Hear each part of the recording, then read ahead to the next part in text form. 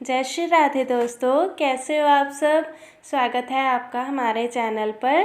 तो दोस्तों, आज की एकादशी का नाम षटतिला एकादशी है।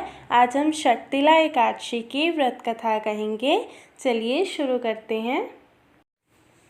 एक समय लभ्य ऋषि ने पुलस्त्य ऋषि से पूछा कि हे महाराज, पृथ्वी लोक में मनुष्य ब्रह्म हत्या आदि महान पाप करते हैं, पराये धन की चोरी तथा दूसरों की उन्नति देखकर ईर्ष्या करते हैं, साथ ही अनेक प्रकार के व्यसनों में फंसे रहते हैं, फिर भी उनको नरक प्राप्त नहीं होता। इसका क्या कारण है?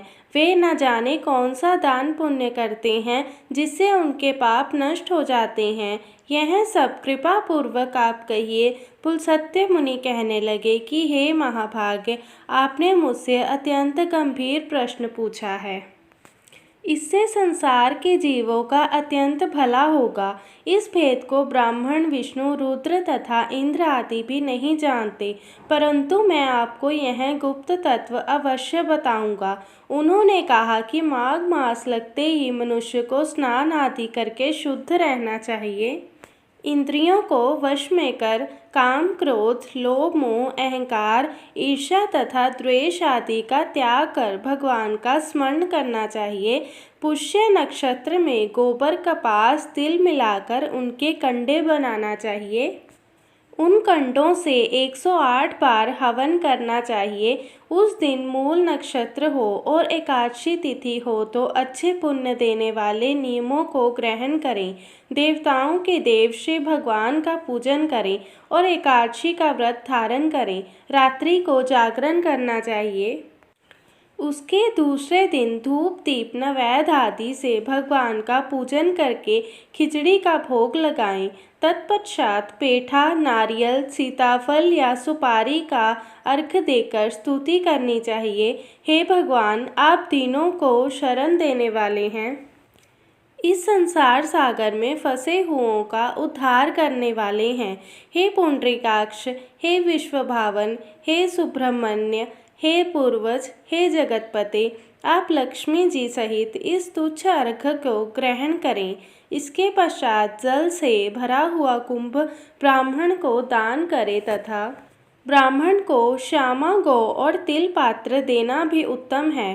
तिल स्नान और भोजन दोनों ही श्रेष्ठ हैं। इस प्रकार जो मनुष्य जितने तिलों का दान करता है उतने ही 1000 वर्ष स्वर्ग में वास करता है। तिल स्नान, तिल का उपटन, तिल का हवन, तिल का तर्पण, तिल का भोजन और तिलों का दान, ये तिल के 6 प्रकार हैं। इनके प्रयोग के कारण यह षटतिला एकादशी कहलाती है। इस व्रत के करने से अनेक प्रकार के पाप नष्ट हो जाते हैं। इतना कहकर पुलस्त्य ऋषि कहने लगे कि अब मैं तुमसे इस एकादशी की कथा कहता हूँ। एक समय नारद जी ने भगवान श्री विष्णु से यही प्रश्न किया था और भगवान ने जो षटतिला एकादशी का महात्म्य नारद जी से कहा सो मैं तुमसे कहता हूँ। भगवान ने नारद जी से कहा कि हे नारद, मैं तुमसे सत्य घटना कहता हूँ, ध्यान पूर्वक सुनो। प्राचीन काल में मृत्युलोक में एक ब्राह्मणी रहती थी। वह सदैव व्रत किया करती थी। एक समय वह 1 मास तक व्रत करती रही। इससे उसका शरीर अत्यंत दुर्बल हो गया। यद्यपि वह अत्यंत बुद्धिमान थी, तथापि उसने कभी देवताओं या ब्राह्मणों के निमित्त अन्न या धन का दान नहीं किया था।